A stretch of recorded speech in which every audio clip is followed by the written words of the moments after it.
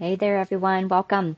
It's Lotus, Art of Sacred Embodiment, coming to you talking more on the topics of relational intimacy within romantic relationships from the new coming in higher love templates and working with Sacred Union and our maturation through our growth and change and evolution within relationships using the twin flame template as a mapping system for all of us to access higher love relationships.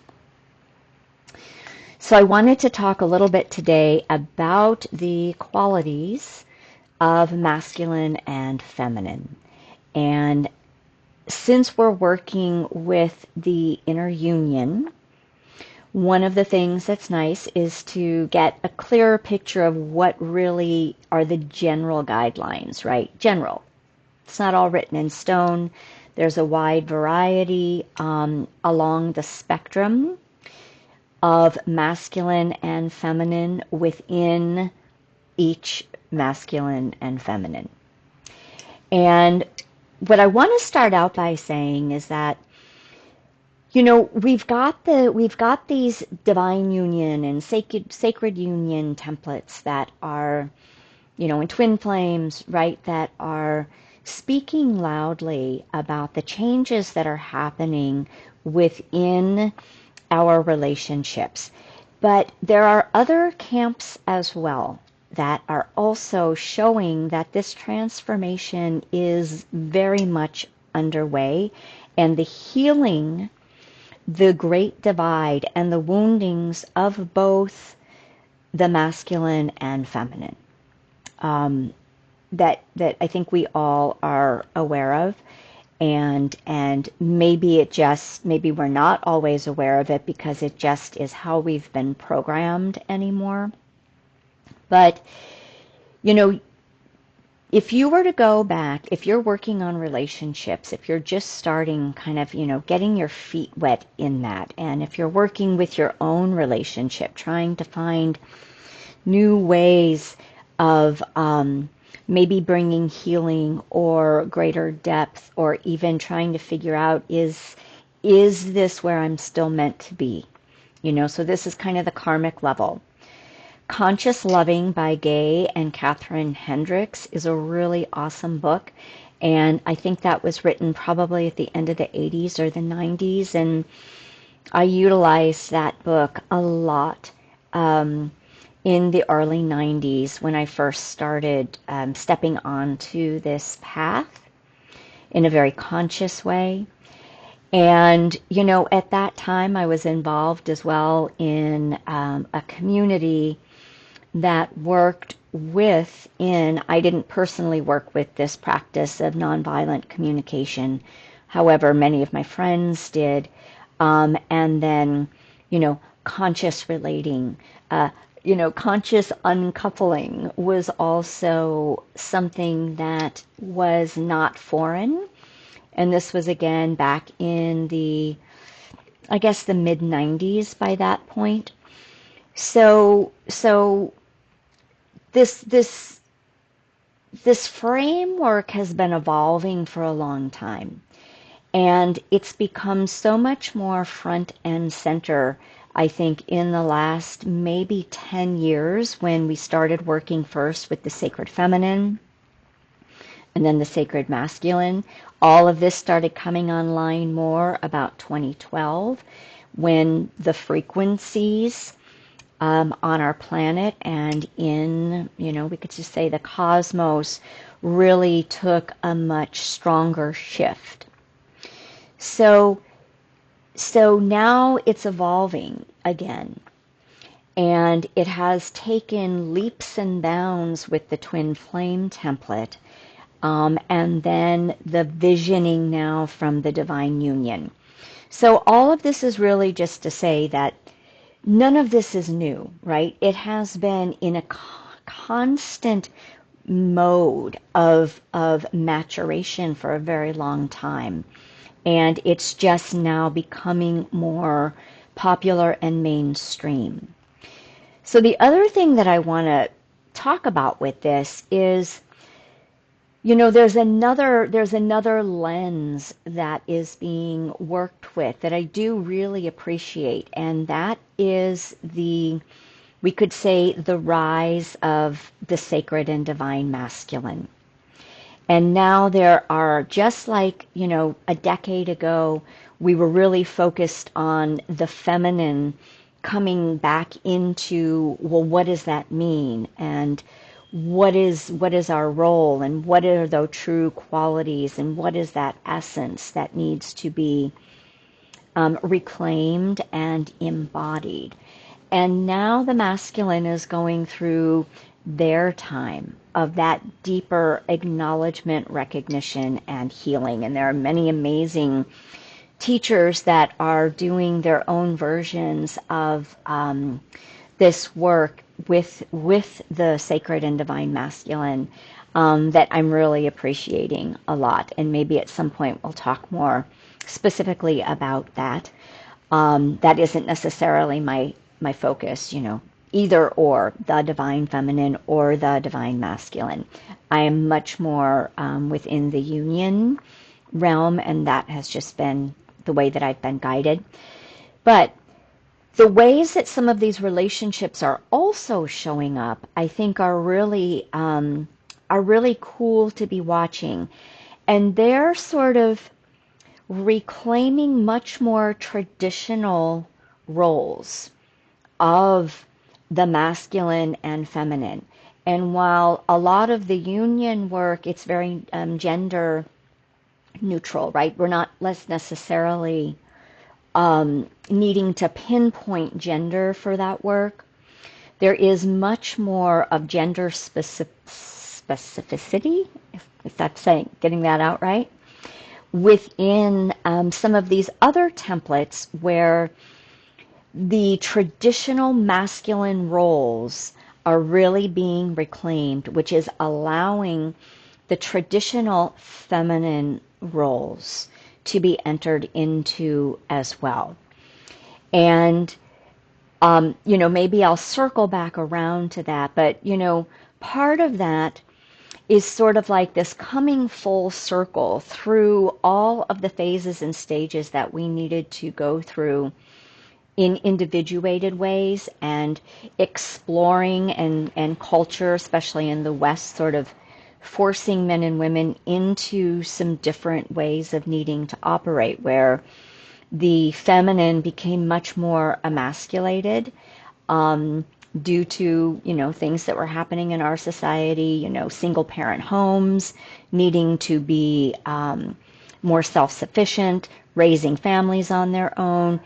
And I think that there was a kind of a boomerang effect from the women's lib movement that sort of emasculated the masculine, and many of the men stepped more into their feminine expressions. And now there's this rebalancing where the masculine, the men are wanting to step back into those, like, just more basic, I'm going to use it basically, I'm not saying it's basic, but protector and provider role. And the feminine is much more, her role is more in that nurturer and nourishment, right? Where the masculine is the sole provider, the feminine is sort of there taking care of the home, the emotional needs, perhaps children. But it's coming in now in a much more balanced and harmonious way.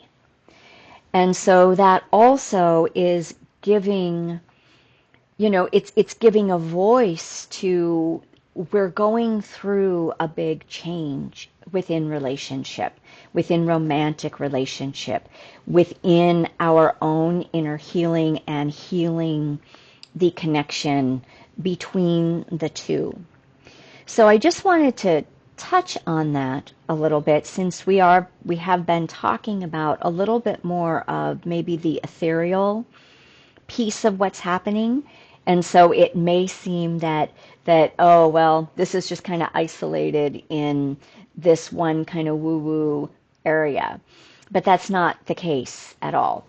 There are very grounded aspects of this entire growth curve that we're in, and this is part of the fuller spectrum. So with that, and I wanted to talk about something in the Eastern traditions, but maybe I'll wait on that for a different video. We'll see. I try to keep these short, you guys, and it's really hard for me to do that, as you might have noticed. They always seem to go about 30 minutes, even though I'd like them to be about 20. Doesn't seem to work. All right, so let's look first at the masculine qualities, right? More of a healed and whole masculine expression. And this is sort of the visioning what we're working towards, all right? We're not seeking perfection. And within this whole framework, it's going to depend on your elemental makeup. So when we're looking at the masculine, it's going to be the same for the feminine, but let's look at it from the masculine point of view. If you have a really strong masculine, right? So if you're super yang, if you have a lot of fire, that's what that's going to mean, is you've got a lot of fire and a lot of air elements in your system. Everything that we name here is going to be very much to a strong heat and activated expression. Now, and let's say, so like an Aries man, for instance, is sort of known, and again, depending on the level of fire, particularly an air that an Aries man has, they can be very, very alpha, very dominating, very, stubborn, very, very solid, very loyal. So there's a lot of very extreme, though, ways that particular makeup will be. Whereas if you have more of a watery or earth-based, let's say as a Cancer or a Pisces, masculine, with more water, then that is going to have a little bit softer edge to it, right? It's going to have a little bit more balance in that fire. It's going to have probably a little bit more grounding. It's going to have a little bit more heart center versus head center way of operating. So this is just like, right, just to show a little bit of this spectrum. So when we're looking at the masculine qualities, like the themes we can think about are action, right? Action-oriented, strength, and logic, and rationale, okay? Very head dominant. So within these qualities, we're looking at the qualities of leadership. I'm just going to read some of what I've written here to keep it concise, right? So leadership, being able to have a deep level of integrity and wisdom that you model living from. And using that way of being in your daily life, and then also feeling very inspired and guided into what it is that is your purpose in life. So, right, purpose is one of these qualities. Resilience is another level, or is another example. So there's that steadfastness. There's a mental and emotional maturity. There is a fortitude to be able to overcome challenges, harder times, and have like a knowing how things will come out okay, right? And then courage is a part of that. Logical and rational. So decisions are based on reason and analysis. I'm going to just read this. I keep trying just to go off on my tangents. The ability to weigh the pros and cons, and then through the decision-making process, there is that ability to look ahead at what the long-term effects are of your choice. Like, what are the consequences of what I decide to do in this moment? There is that innate protectiveness and wanting to create safety. And this extends to the care and safety and the space for those that you love. There's a loyalty to them. There's also a way of being aware and wanting to be supportive to the vulnerability, and be a safe space for others, maybe not just your family. Emotional strength. There's the ability to acknowledge and understand emotions, but not be run by your emotions, right? To be able to manage your emotions in a mature way. And I'm going to add in here that you're able to witness more than give way to the feelings. Okay, so that witnessing, that observer has a way of balancing the emotional intensity.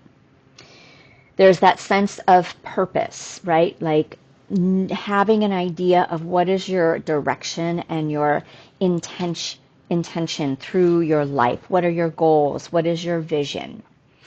And then there's a deliberation to the steps in order to access that. There is the ability to be accountable and responsible for our actions, negative or positive, in the world. We take responsibility and own whatever consequences come from our actions.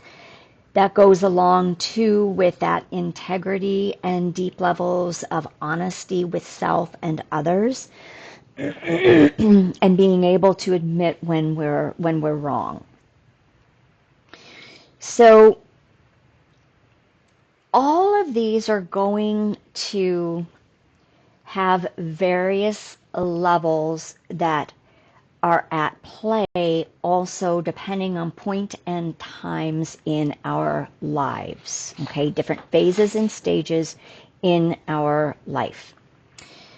So now let's look at the feminine. So the themes and the main overarching for the feminines is intuition, nurturing, and emotional connectivity. Empathy, being able to understand one's own feelings and be compassionate and resonant with a comprehension, like with a deep empathy for understanding others, what they're going through, aside from what we're going through. Intuition, being able to trust that gut knowing, right? That deep inner voice, maybe the still, the still silent voice. Creativity. They bring about expression and innovation, right? New solutions. They think outside the box. They bring new ideas and vision into the world. Collaboration is a feminine quality. They work together with others harmoniously, not governing over, but working with, valuing the input of others, and recognizing that the whole is uplifted and supported, not by one, but by everybody being able to bring forth their value. Emotional intelligence. So there is that effective emotional management, navigating complex emotional, um, uh, let's just say, I'm trying to go off on a tangent, navigating complex emotions with self and others. This can also be the complexities of situations, nuances, intuitive and subtle and energetic understanding, and emotional communication that is more energetic, that is not linear or even coming through directly. All right, bring it back. Nurturing, being able to care for others with compassion, being supportive and encouraging towards their growth, and support others in thriving. Spiritual connection. They have a deep bond that is innate to the inner realms, the soul presence, the unknown, things that are not communicated via the mind, but that are felt through the body. They understand the oneness and the wholeness of all. Now, again, all of this is going to depend. Let's say, for instance, you're a woman, because we're going to talk about this in genders because it's just easier. You're a woman who, like I brought up earlier, has been a single parent, and you've had to raise your children alone, and you've had to join the workforce, and you've had to bring home the bacon and fry it up in a pan. You guys remember that ad? Maybe it was the 80s, right? I can bring home the bacon, and I'll fry it up in a pan, right? So this was sort of the celebration of the feminine moving into the masculine world. So what this ended up doing was many of these qualities of the feminine had to be disconnected from, so that they could come into the mind, so they could be activated in the world, so that they could be the protector, the protector and the provider, to take care of the survival templates. There's not time for feeling. There's not time to be afraid. There's not time even to tap into the compassion, perhaps, when you're trying to raise children, when you're deeply stressed and you feel like you have to go it alone and pick yourself up by your bootstraps. However, this was adopted really easily as women climbed the corporate ladder as well. There's been somebody that I was listening to, and I don't remember his name right now, but evolutionary biology, I think, is like his realm of study and work.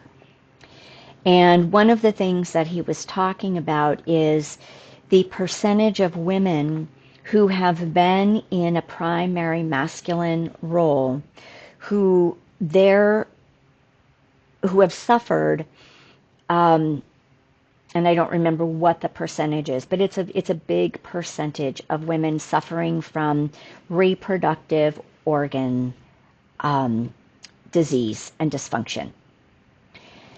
This is partly why, because energetically, the template of the feminine is not built to be the protector and the provider, biologically speaking. Okay, now it's been a role, it's been a phase and stage. On the flip side of that, okay, let's look back at the masculine. The masculines that perhaps began to take on the blame and the shame of the feminine movement, or particularly those feminine voices that were vehemently anti-male. those masculines maybe wanting to be in support of the feminine, maybe they were not the best, right? Maybe they did have some toxic traits. Regardless of how it came about, there was a way that the masculine disconnected from their strong fire and air qualities, right? So the feminine took on the fire and air, and then those masculine took on more than was their right alignment of water and earth, and began taking on more feminine traits, not good or bad, right or wrong, of compassion and empathy. Of course, the pendulum swung.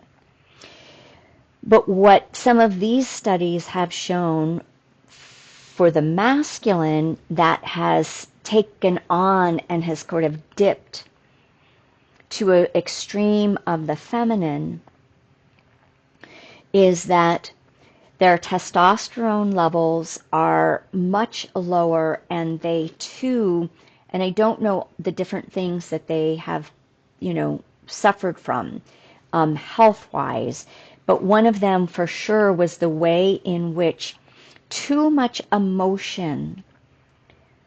So take everything as it fits, and I'm saying this in a way to begin to balance, not to make certain things okay or right or wrong.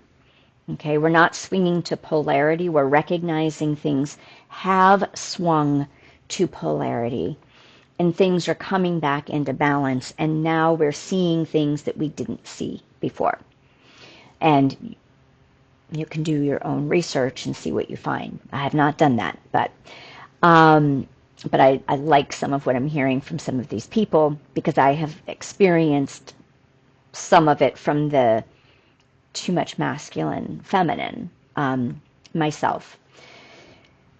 So too much emotion changes the testosterone as well as other hormones in a masculine, and the ways in which some of their wiring then becomes a disservice.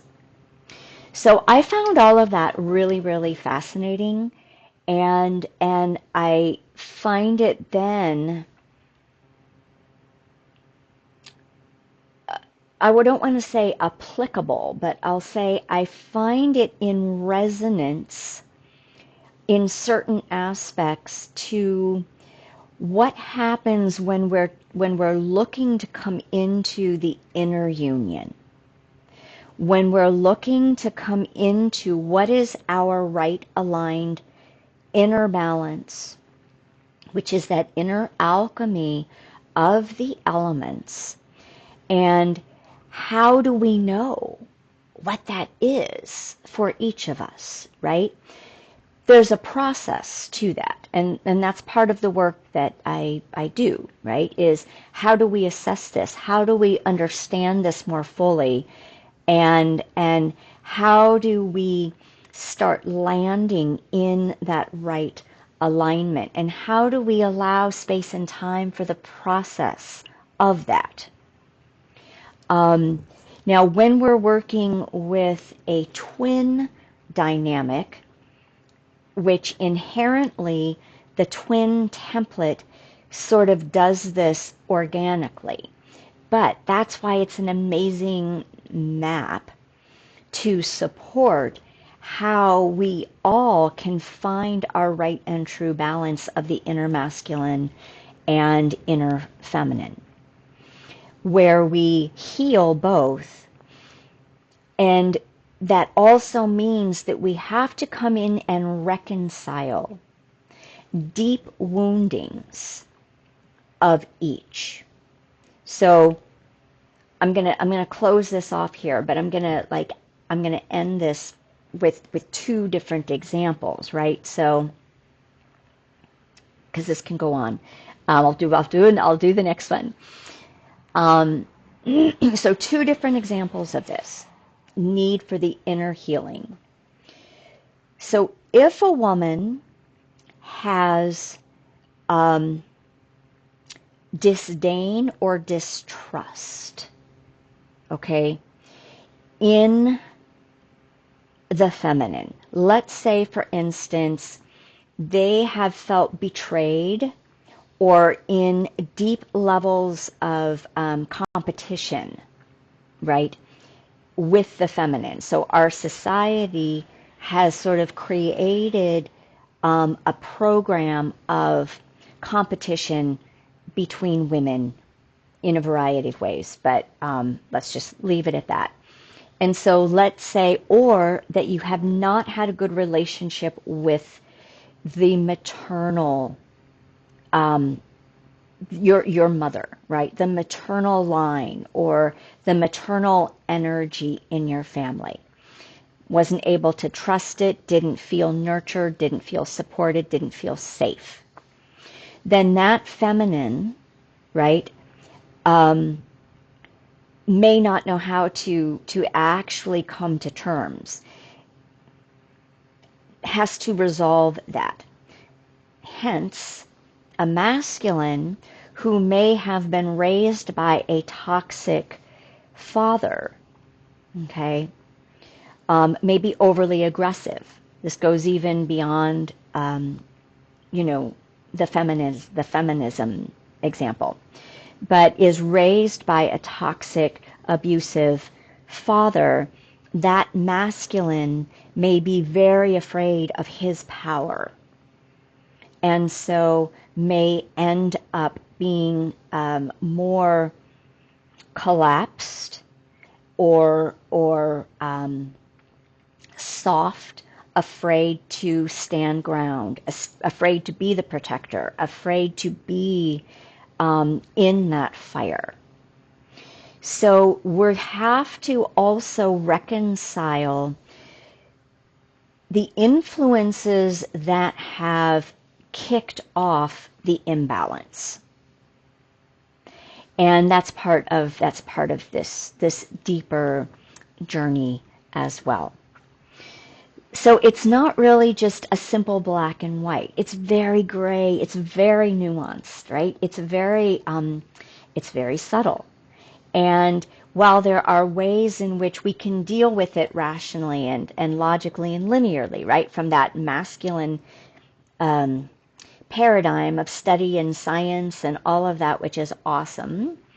And I do try to take some of that in. I, of course, come from more of that soul presence and the elemental and the subtle realms of it from that feminine way and spiritual way of operating and learning about this, because ultimately it is spirit and soul, right?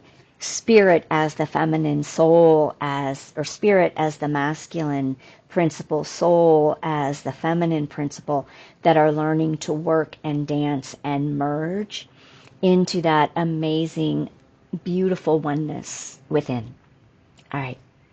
3322, it ended on that, but I didn't end it quite at that time. All right. Many blessings, much love, more to come.